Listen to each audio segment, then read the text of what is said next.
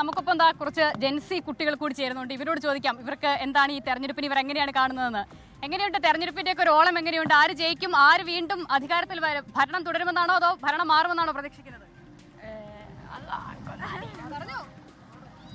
മാറുമായിരിക്കും. എന്താ മാറണമെന്ന് ആഗ്രഹമാണോ അതോ മാറുമായിരിക്കും? 10 വർഷം ആയതുകൊണ്ട് മാറുന്നത് തോന്നലാണോ? 10 വർഷം ആയതുകൊണ്ട് മാത്രമാണോ തോന്നുന്നത് അതോ മാറണം എന്നാണ്? ഓക്കെ. അപ്പോൾ ഈ 10 വർഷം കൊണ്ട് ഭരിക്കുന്ന സർക്കാരാണ്. അപ്പോൾ പ്രത്യേകിച്ച് ഇവരുടെയൊക്കെ പ്രായം കൂടി പ്രധാനപ്പെട്ട ഘടകമാണ്. അപ്പോൾ ഇതിന് മുൻപത്തെ സർക്കാരിന്റെ പ്രവർത്തനം എങ്ങനെയായിരുന്നു എന്നുള്ളത് ഇവർക്ക് ഓർമ്മ ഉണ്ടാവില്ല.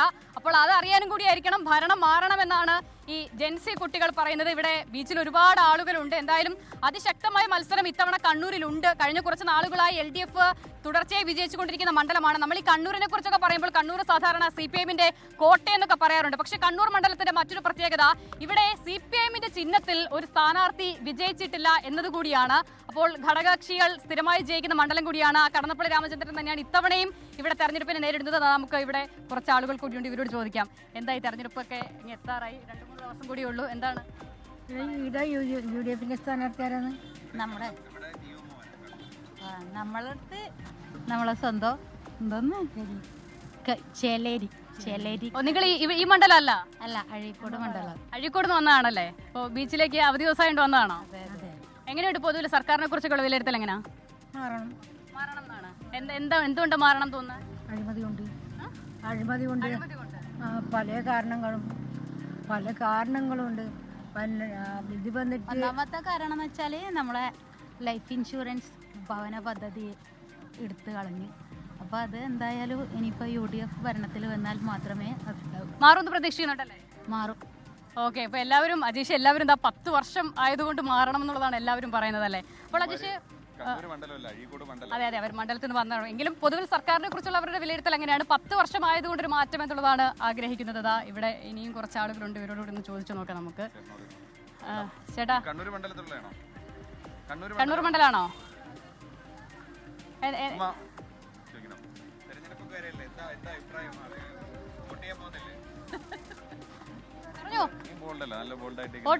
ഓട്ടില്ലേ? എങ്ങനെയാണ് പൊതുവിൽ തെരഞ്ഞെടുപ്പിനെ എങ്ങനെയാണ് കാണുന്നത്? ഈ മണ്ഡലം തന്നെയാണോ? അല്ല, ഈ മണ്ഡലമല്ല, നമ്മൾ മട്ടന്നൂർ.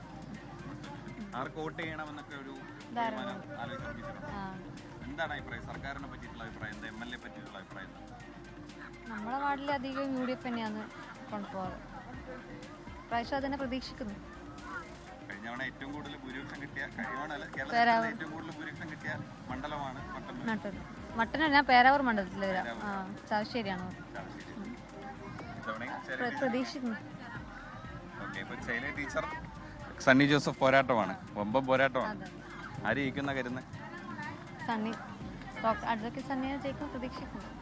ശരി. എന്തായാലും നമ്മൾ ബീച്ച് പരിസരത്തുള്ളതുകൊണ്ട് അജേഷ് നമ്മൾ പ്രതികരണം ചോദിക്കുന്ന ആളുകൾ പല ആളുകളും ഈ മണ്ഡലത്തിലുള്ളവരല്ല എന്ന പ്രത്യേകത കൂടിയുണ്ട്. ശരി. അപ്പോൾ അജേഷ്, ഈ മണ്ഡലത്തിലുള്ള ആളുകളെ നമ്മൾ എന്തായാലും വളരെ കുറച്ചേ കണ്ടിട്ടുള്ളൂ. അപ്പോൾ പിന്നെ ഈ മണ്ഡലത്തിന്റെ നേട്ടങ്ങളും കോട്ടങ്ങളും നമുക്ക് തന്നെ വിലയിരുത്താമെന്ന് തോന്നുന്നു അജേഷ്. ഇപ്പോൾ മുൻപ് കുറേ പ്രശ്നങ്ങൾ അജേഷ് പറഞ്ഞിട്ടുണ്ട്. പക്ഷേ എങ്കിൽ പോലും ഏകദേശം ഒരു 2011 വരെയൊക്കെ UDFന്റെ ഒരു സേഫ് മണ്ഡലം എന്ന് വിശേഷിപ്പിക്കുന്ന ഒരു മണ്ഡലമായിരുന്നു. പക്ഷേ പിന്നീട് ചിത്രം മാറുന്നുണ്ട്.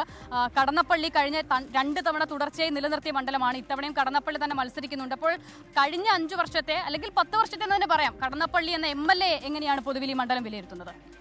അദ്ദേഹം വളരെ ജനപ്രിയനായിട്ടുള്ള ഒരു വ്യക്തിയാണ്. എല്ലാവരോടും വ്യക്തിപരമായിട്ട് വലിയ അടുപ്പമുള്ള അദ്ദേഹത്തിനോട് ആർക്കും അങ്ങനെ എതിർപ്പൊന്നും ഉള്ള ഒരു വ്യക്തിയല്ല. പക്ഷെ അദ്ദേഹത്തിന് ഒരു പ്രതികൂലമായിട്ടിരിക്കുന്ന ഘടകം അദ്ദേഹത്തിൻ്റെ പ്രായമാണ്. ഇപ്പോഴത്തെ ഒരുപാട് തെരഞ്ഞെടുപ്പുകളിൽ അദ്ദേഹം മത്സരിച്ചു, ജയിച്ചിട്ടുണ്ട്, തോറ്റിട്ടുണ്ട്. ഇക്കനായനാരെ പോലും അദ്ദേഹം ലോക്സഭാ തെരഞ്ഞെടുപ്പിൽ മത്സരിച്ച് പരാജയപ്പെടുത്തിയ ആളാണ്. വർഷങ്ങളായിട്ടാണ്. പക്ഷേ അദ്ദേഹത്തിൻ്റെ പ്രായം വലിയൊരു പ്രശ്നം തന്നെയാണ്.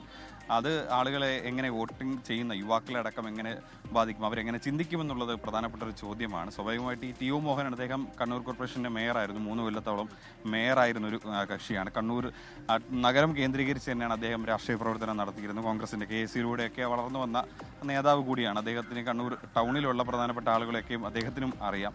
മാത്രമല്ല ഈ കണ്ണൂർ മണ്ഡലം സ്വാഭാവികമായിട്ട് കോൺഗ്രസ് അനുകൂല മണ്ഡലമാണ്. കഴിഞ്ഞ തദ്ദേശ തെരഞ്ഞെടുപ്പിലും അതിനു മുമ്പുള്ള ലോക്സഭാ തെരഞ്ഞെടുപ്പിലും വലിയ രീതിയിൽ കോൺഗ്രസിന് വോട്ട് കിട്ടിയ ഒരു മണ്ഡലം കൂടിയാണ്. ആകെ ഈ നിയമസഭാ തെരഞ്ഞെടുപ്പിൽ മാത്രമാണ് LDFന് ഒരു മുൻതൂക്കമുള്ളത്. സ്വാഭാവികമായിട്ടും ഈ തെരഞ്ഞെടുപ്പിൽ അത് ഒരു തിരിച്ചല്ലെങ്കിൽ കോൺഗ്രസ് അനുകൂലമായിട്ടൊരു കാറ്റ് വീശുമെന്നുള്ളതാണ് അവരുടെ ഒരു പ്രതീക്ഷ.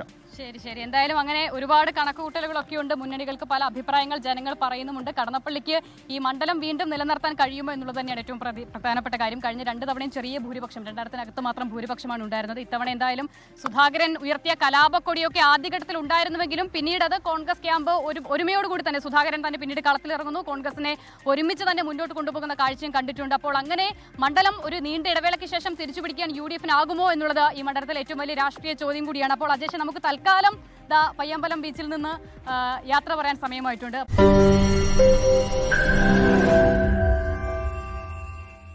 ലോകത്തെവിടെയായാലും ഏത് സമയത്തും 24 വാർത്തകളും ഓഗ്മെന്റഡ് റിയാലിറ്റി പാക്കേജുകളും എക്സ്പ്ലെയിനറുകളും വിശദമായി കാണാൻ ഞങ്ങളുടെ YouTube ചാനൽ നിങ്ങൾക്ക് സബ്സ്ക്രൈബ് ചെയ്യാം.